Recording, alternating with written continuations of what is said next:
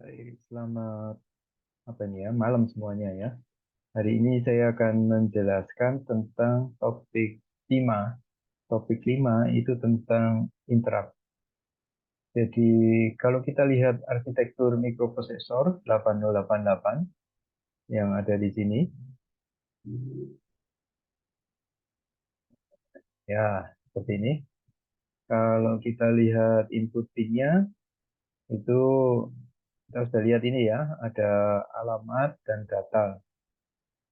Kemudian di sini ada dua pin nih. Dua pin, ada NMI, ada INTR.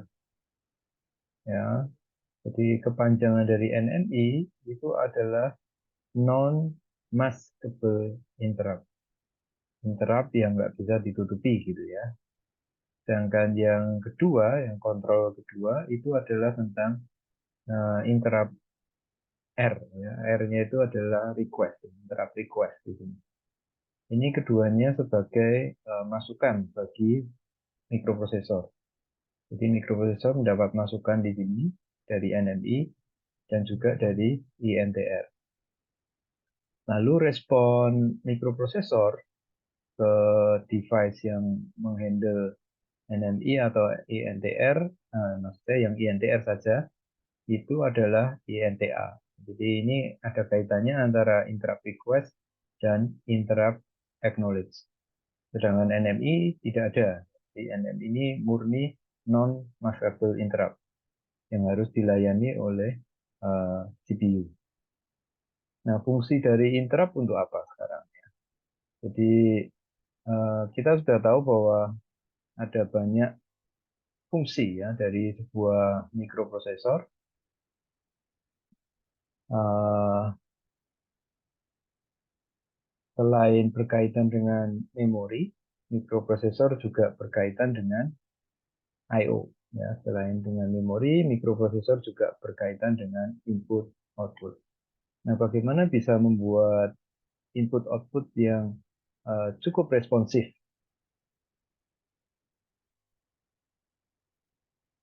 Pertanyaannya adalah bagaimana membuat input/output yang cukup responsif. Karena kalau input/output tidak cukup responsif, maka tanggapannya akan terlambat. Ya, bisa jadi kalau dia merupakan sistem real time, maka real time-nya tidak tercapai. Nah, selain kita bisa merespon sebuah input/output itu dengan input dari I/O, kita juga bisa merespon dari interrupt. Ya, jadi interrupt itu pada umumnya kita respon karena dia masukannya bisa ditangani secara asinkronus.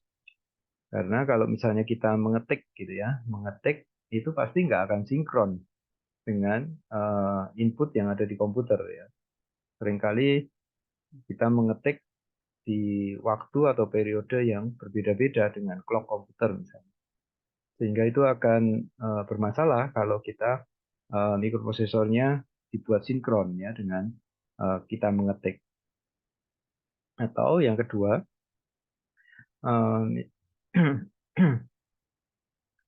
kejadian dari input/output itu biasanya direspon dengan ada menggunakan penyela atau interrupt. Nah, interrupt ini itu bisa terjadi baik secara hardware dari eksternal atau juga berasal dari internal, ya, dari softwarenya sendiri itu menghasilkan interrupt. Nah, bagaimana interrupt di 8086 ya, atau 8088 ini yang ada juga sampai sekarang. Nah, pada umumnya 8088, 8086 itu punya fasilitas interrupt yang terstruktur gitu, dan dia dibedakan pelayanannya itu ada dua ya. Pertama adalah nomor dari interrupt yang disebut dengan tipe interrupt. Itu ada dari tipe 0 sampai tipe 255. Jadi itu hanya nomornya saja ya, kita tinggal pilih mau pakai yang mana kalau kosong. Tapi pada umumnya di bawah interrupt berapa ya? Di bawah 60 itu pada umumnya sudah digunakan.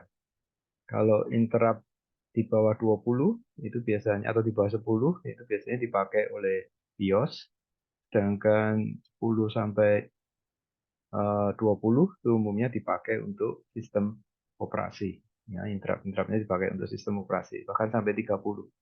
Itu yang kuno ya. Mungkin sekarang vektor interrupt yang digunakan, tipe interrupt yang digunakan itu yang sekarang mungkin sudah lebih banyak lagi daripada yang kuno ini. Nah, dari 256 interrupt ini, tipe interrupt ini, itu nomor-nomornya caranya tahu bagaimana ya? Misalnya, kok bisa dia membedakan interrupt keyboard atau dia interrupt dari mouse misalnya, atau serial port gitu ya, atau dari printer misalnya.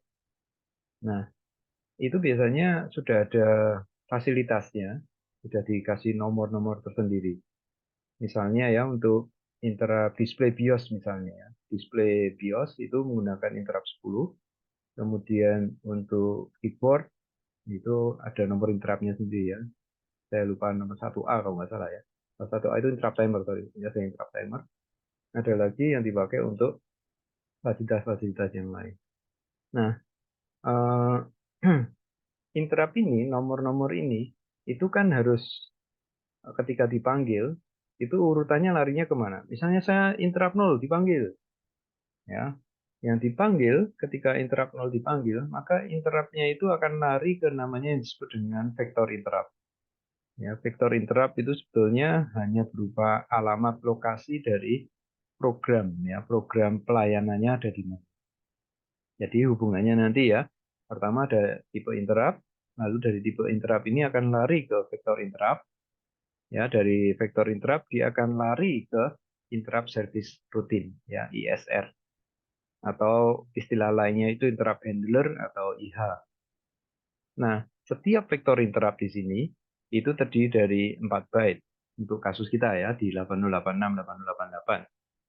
Nah, jadi ketika terjadi interrupt, maka 4 byte ini lokasi alamat dari vektor interrupt ini itu akan dikopikan ya, dipakai untuk menggantikan CS dan IP yang ada sekarang. Nah, CSIP yang lama bagaimana? CSIP yang lama termasuk flag-nya itu akan disimpan di stack ya, akan disimpan di stack secara otomatis itu. Jadi ketika ada interrupt, maka CSIP akan disimpan, CSIP dan flag itu akan disimpan di stack. Lalu nilai dari CS dan IP digantikan dengan isi dari vektor interrupt. Jadi ketika program itu dijalankan ya, di run, maka CSIP-nya sudah ganti, ya, ganti yang baru. Nah, ini adalah contohnya. Vektor 0 itu dipakai untuk divide error, vektor 1 untuk single step, vektor 2 untuk non-maskable interrupt, vektor 3 dipakai untuk breakpoint, vektor 4 untuk overflow, vektor 5 sampai 31 ini dipakai untuk BIOS dan sistem operasi. Ya, BIOS dan sistem operasi. Nah, kalau kita lihat di sini, nilai yang bobotnya rendah, 2 byte. Ini lokasinya 2 byte ya, satu gini. Itu dipakai untuk IP, dan 2 byte alamat yang lebih tinggi, itu dipakai untuk CS. Rumusnya bagaimana? Misalnya saya punya interrupt nih. Interrupt nomor berapa ini ya? Oh, ini tidak disebutkan ini. Oh, tipe 2. Ya, contohnya adalah interrupt tipe 2, yaitu NMI. NMI ini lokasinya ada di mana saja interrupt CS dan IP-nya.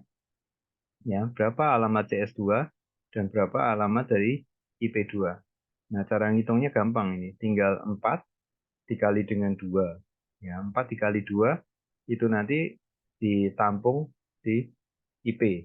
Ya, untuk IP-nya. Atau 8 ya. 4 kali 2 kan 8. Nah, sedangkan untuk CS itu dimulai 4 dikali 2 tipe interrupt-nya ini. 8, lalu ditambah dengan 2. Nah, berarti menjadi A. Gitu. Jadi AB atau BA ini nanti akan disimpan di CS, sedangkan 98 itu nanti akan disimpan di IP2. Ya, ada beberapa vektor interrupt yang lain, itu pada umumnya tidak digunakan, ya, dia tidak dipakai atau dianggap sebagai user available. Jadi kita bisa menggunakan interrupt-interrupt yang lain. Ya. Interrupt-interrupt yang lain ini bisa kita pakai selain yang sudah digunakan oleh BIOS maupun mikroprosesornya sendiri dan sistem operasinya. Lalu untuk predefined interrupt tadi sudah disebutkan ya, ada 0 sampai 4 di sini.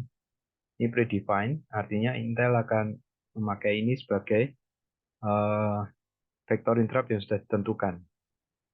Ya, tidak boleh dipakai yang lain. Lalu urut-urutannya sekarang. Ya, kalau ada permintaan interrupt, maka apa yang terjadi? Ya?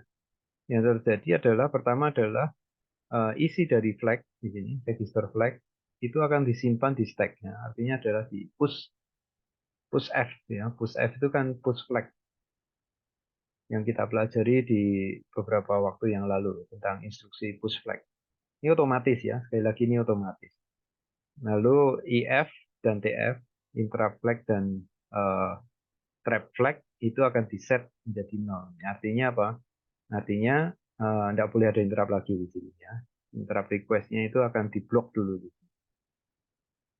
Nah, lalu berikutnya CS dan IP yang lama, ya, yang lama itu disimpan di memory stack. Ya, lalu setelah itu CSIP-nya akan diganti dengan yang baru. Ya, CSIP-nya diganti dengan baru sesuai dengan alamat dari vektor interrupt-nya. Nah, setelah selesai melaksanakan instruksi-instruksi rutin layanan vektor interrupt, ya, ISR atau IH, interrupt harus diakhiri bukan dengan return, tetapi dia harus diakhiri dengan IRET, ya, interrupt return di sini, untuk mengembalikan flag dan CSIP ke posisi yang sama sebelum terjadi interrupt. Jadi bayangkan Anda sudah mempunyai program yang sedang berjalan, tiba-tiba ada interrupt. Ya, ketika registernya itu dirubah semua, tentu saja program Anda akan marah, gitu ya. Kok diganti sih? Kan saya tidak minta diganti, gitu.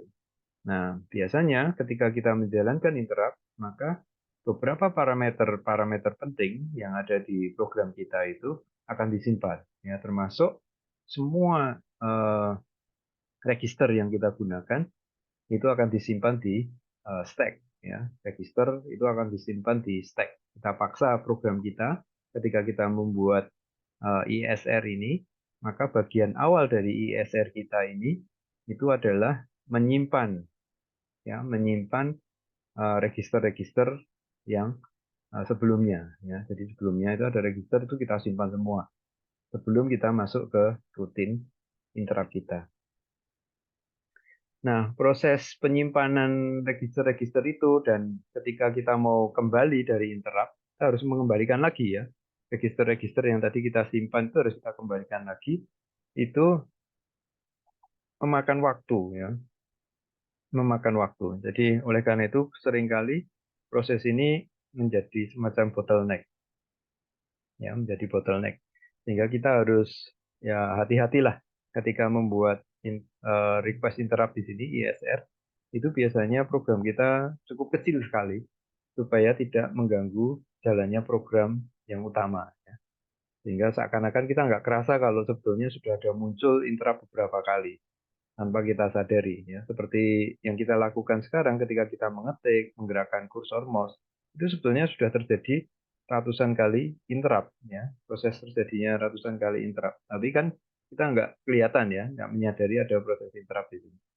Padahal kenyataannya, faktanya mikroprosesor kita itu menjalankan instruksi-instruksi layanan interrupt.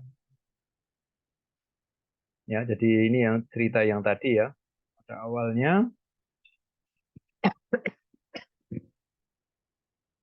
interrupt itu akan di disable ya, IF.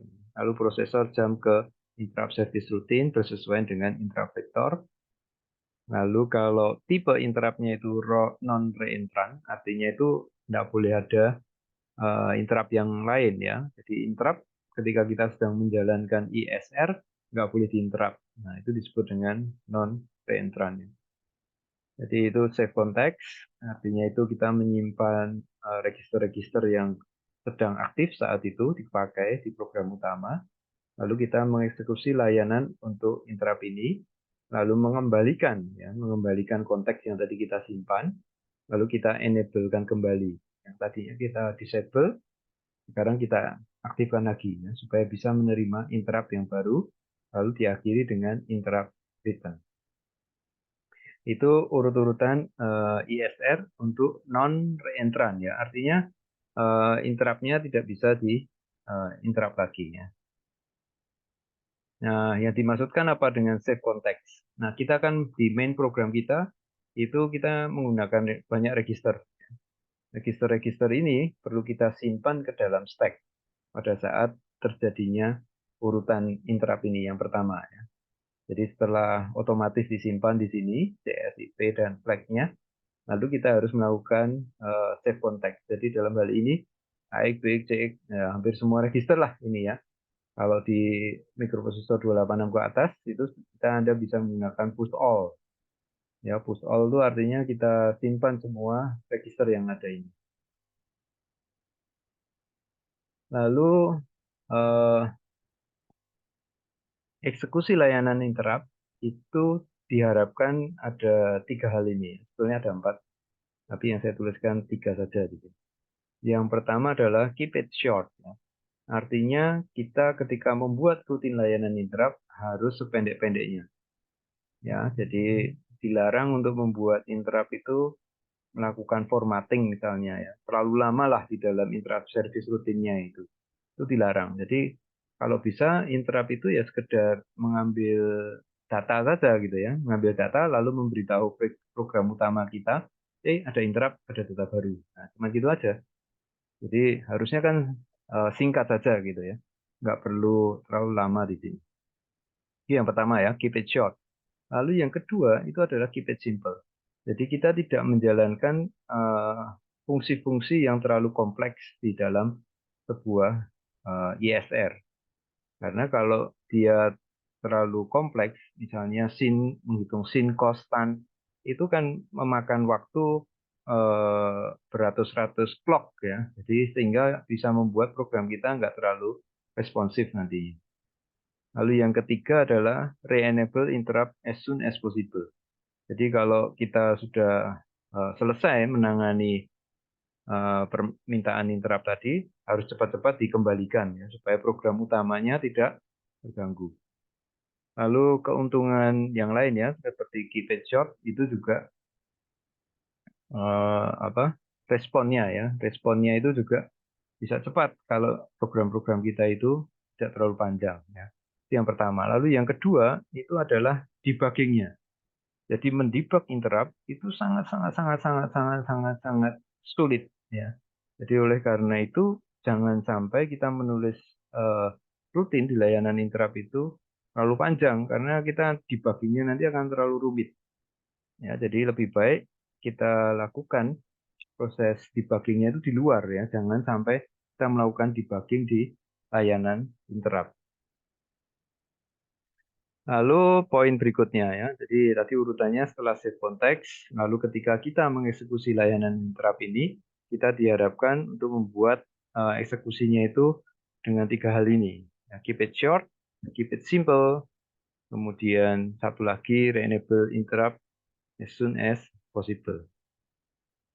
Ya, biasanya ini disebut dengan KISS gitu ya. Keep it short and simple and stupid ya. Maksudnya stupid itu adalah jangan sampai kita perlu mendebug gitu ya program kita. Lalu kalau sudah nih, satu sudah, dua sudah. Lalu yang ketiga adalah kita harus mengembalikan yang tadi kita simpan ya. Restore-nya itu bisa dikembalikan lewat POP ya, POP memori yang akan kita restore. Kalau tadinya awalnya AX, BX, CX, DX, SIDI dan seterusnya, kembalikannya jangan lupa jangan terbalik ya. Kalau terakhirnya adalah CS ya kembalikan CS, SS dan seterusnya. Tapi umumnya kita menggunakan pop all di sini 286 ya, menggunakan pop all. Lalu itu tadi untuk yang tipe non reentrant ya. Jadi diakhiri dengan re-enable interrupt, lalu nomor 5 adalah interrupt return. Nah, kalau yang nested bagaimana ya? Maksudnya itu interrupt bisa bisa diinterrupt lagi. Nah, gitu ya. Interrupt bisa diinterrupt. Nah, tentu ada bagian yang bisa disebut dengan reentrant dan bagian yang non reentrant. Jadi dalam hal ini hampir sama ya. Jadi interrupt dibangkitkan, lalu disable semua interrupt, prosesor jump ke ISR intra-vector table-nya itu, lalu save context, eksekusi bagian. Ya. Sekarang bagian yang nggak boleh diulang ini istilah ya, dimasuki ulang ya. Ini harus diproses dulu. Jadi kita sudah ngunci gitu ya, sudah interruptnya dikunci, nggak mungkin ada interrupt lah ketika kita memproses bagian ini. Lalu kalau bagian ini sudah selesai, barulah interrupt itu boleh diaktifkan lagi.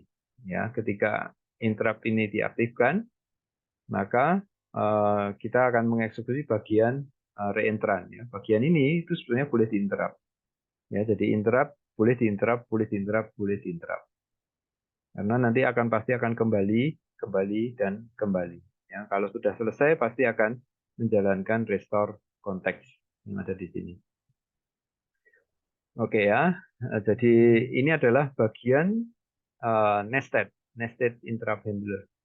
Jadi ada dua bagian kalau di sini ya. Ada bagian non-entrant yang harus diselesaikan, baru kita enable interrupt.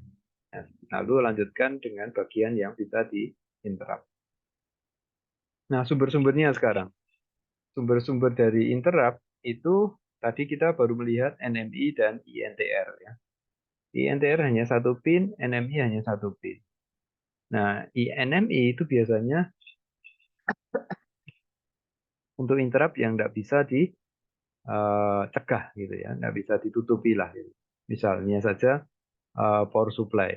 Ya, power supply kita misalnya listriknya mengalami mati sebentar. Misalnya.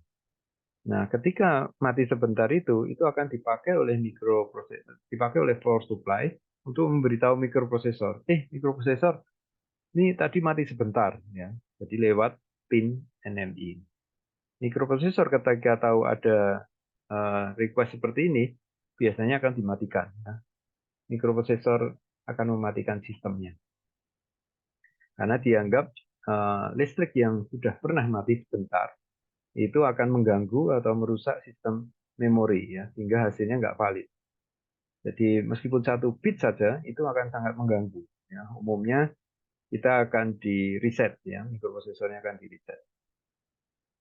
Itu eksternal ya. Jadi yang pertama ini, yang kedua itu INTR tadi ya, INTR.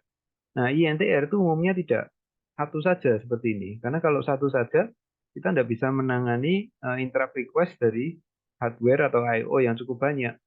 Nah, supaya bisa menangani hardware atau I/O yang cukup banyak, dibutuhkan multiplexer lah istilahnya ya. Multiplexer, jadi inputnya banyak, outputnya cuma sedikit di sini. Ya, cuma satu saja yang boleh dilewatkan. Ya, mux itu. Jadi di sini ini adalah interrupt-interrupt yang tadi, misalnya ini interrupt untuk keyboard, ya, ini interrupt untuk printer, ini interrupt dari mouse, interrupt dari printer, ya, interrupt dari Arduino misalnya, ya, interrupt dari mana dan seterusnya. Tapi interrupt-interrupt ini itu bisa ditutup, ya, bisa ditutup secara giliran lah gitu ya. Kalau sedang tidak diizinkan dipakai, ya dia akan ditutup. Disebut dengan maskable interrupt request. Nanti kita akan lihat timing diagramnya bagaimana ini ya. Proses di INTR ini dan INTA. Nah, selain interrupt eksternal, itu ada interrupt internal di sini. Ini kan kepunyaan dari CPU sendiri.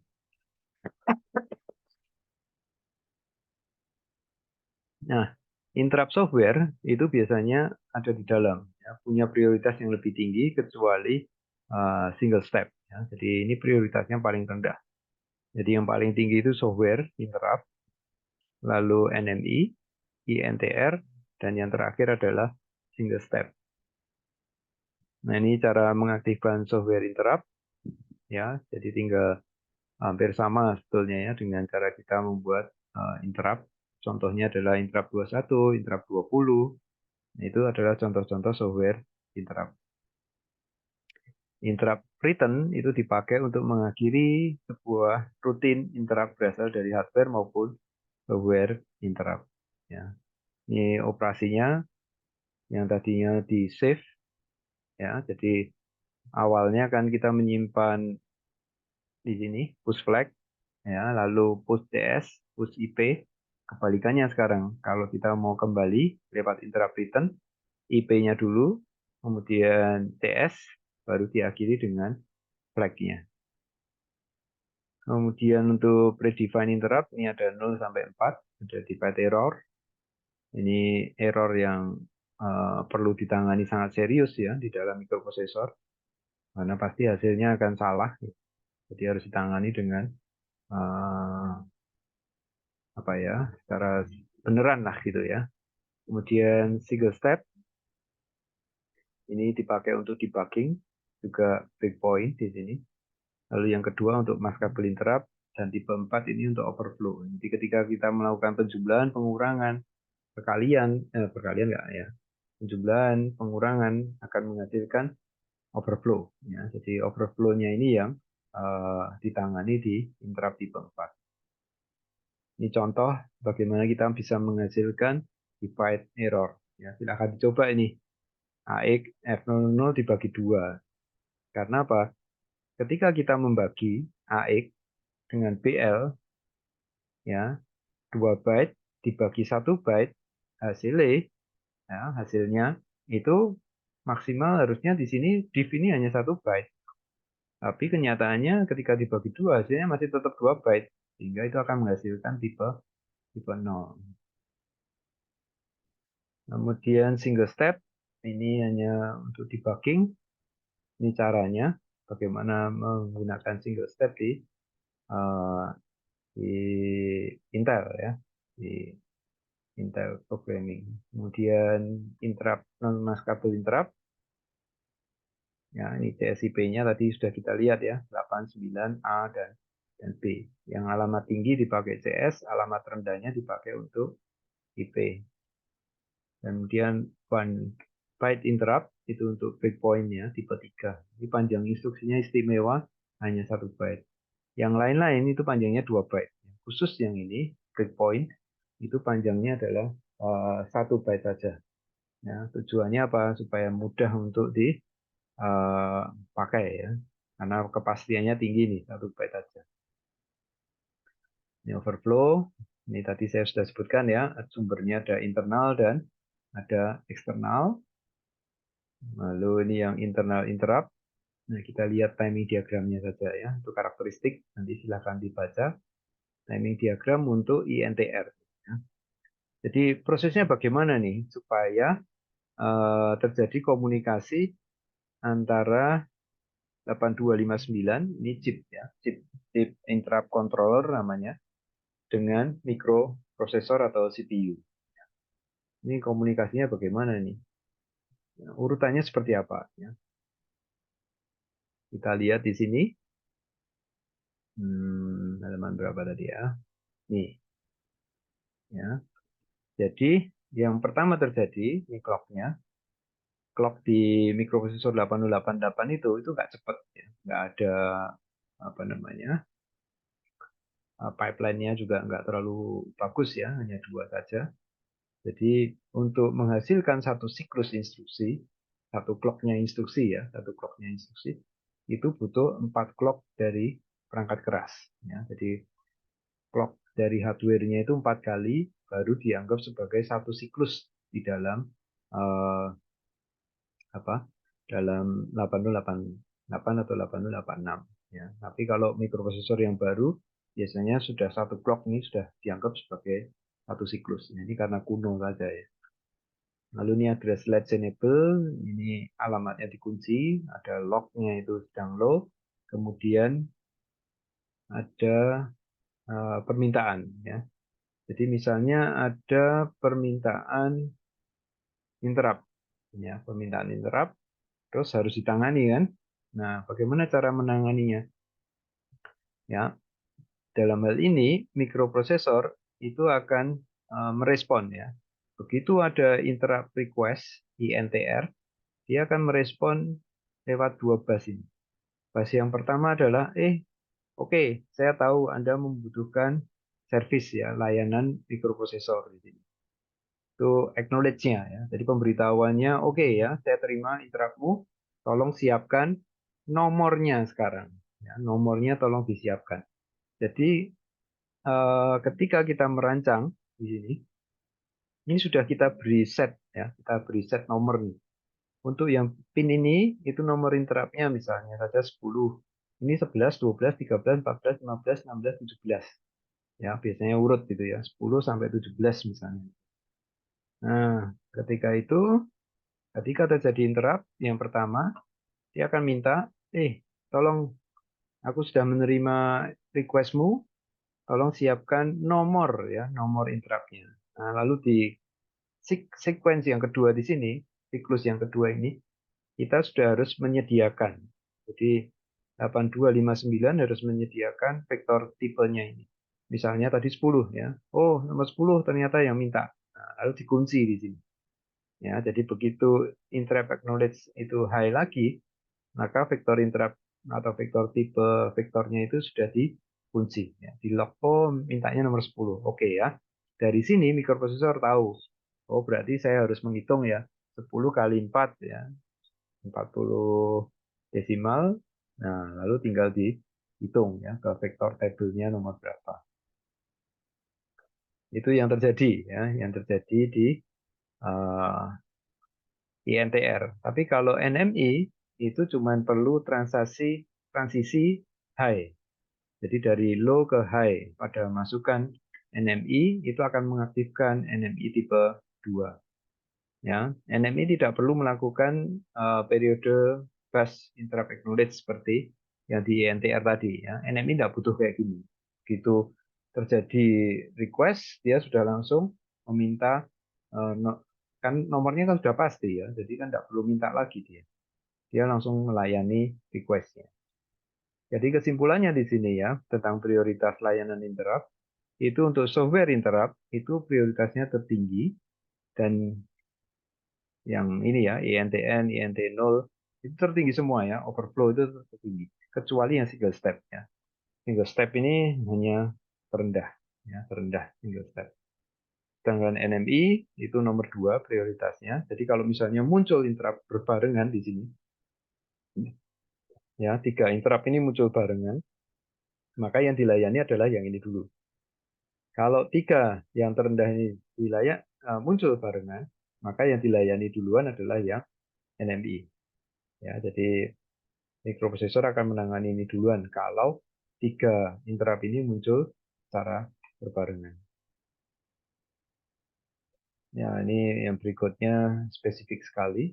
Ini contoh tadi ya, interrupt 0, 1. Kalau kita lihat kode mesinnya, itu CD00, CD01, CD02. Ya, jadi CD itu adalah kode kode untuk interrupt, ya, mnemonic interrupt. Sedangkan 02 itu tipenya.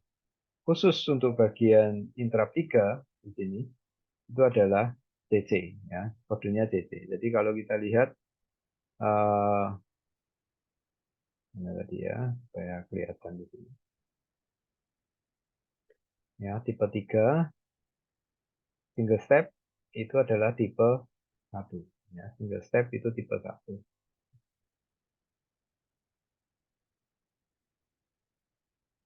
Bentar ya. Nah, ini ya, single step itu tipe 1. Ini khusus untuk yang breakpoint. Ya, tipe 3 ini adalah untuk yang breakpoint. Ya, ini adalah satu contoh interrupt 0 ya. Kalau kita jalankan, maka yang pertama dilakukan adalah seperti itu. Lalu berikutnya dia akan jump ya, call, push, flag, kemudian dia jump kemana, fungsi sorry ya, memanggil call fungsi kemana, kemudian push, dan seterusnya. Ya, itu adalah fungsi-fungsi interrupt ya, interrupt handlernya itu nanti bisa dilihat di sini. Kalau Anda amati ya, ini interrupt 0, nilai CSIP-nya kan di sini nih programnya. Tapi ketika ini dijalankan, dia akan berubah. Kalau Anda lihat kan berubah ini. Ya, nilainya kan berubah di sini. Halamannya sudah berubah. Ya, CSIP-nya kalau Anda lihat SP-nya, ini juga berubah ya. Dari EE menjadi E8. Nah, artinya apa? Artinya ada beberapa bagian dari SP, kemudian apa flag dan register CS itu disimpan semuanya di dalam stack, ya, disimpan di dalam stack. Ini contoh untuk tugas praktikum 5. Praktikum 5 itu tentang kita membuat semacam benchmarking ya. Benchmarkingnya itu didasarkan pada kita pengen ngitung ya sebetulnya berapa instruksi sih yang bisa dijalankan oleh mikroprosesor simulator kita itu per satu detiknya. Ya, jadi per satu detiknya itu kita bisa menjalankan berapa kali instruksi.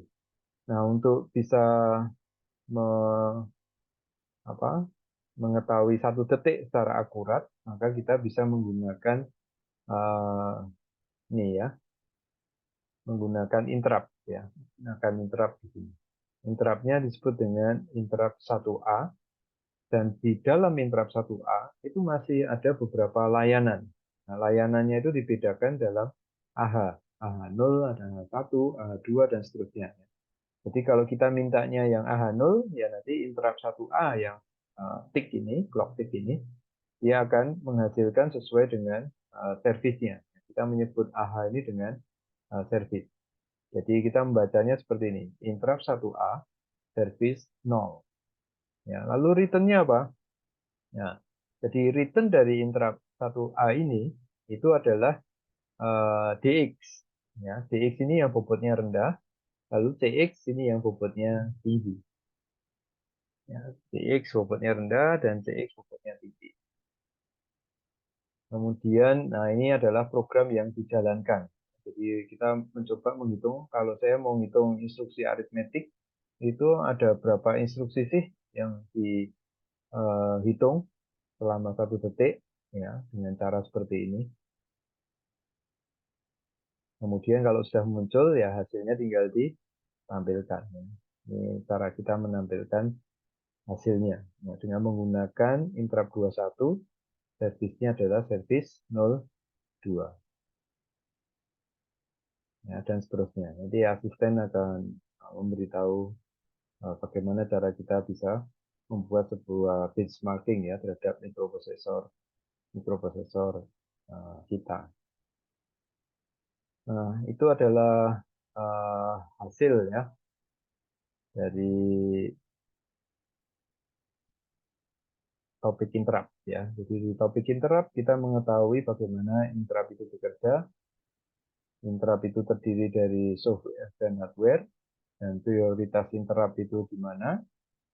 Tertinggi itu adalah yang bagian software, kecuali interrupt yang ketiga ya, tiga ini prioritas. Sorry, yang single step ya, yang terakhir ini yang paling rendah bobot kekuatannya itu. Prioritasnya paling rendah. Lalu yang tertinggi itu adalah bukan NMI, tetapi yang tertinggi adalah dari software. Software interrupt ini yang tertinggi. Ini yang paling rendah.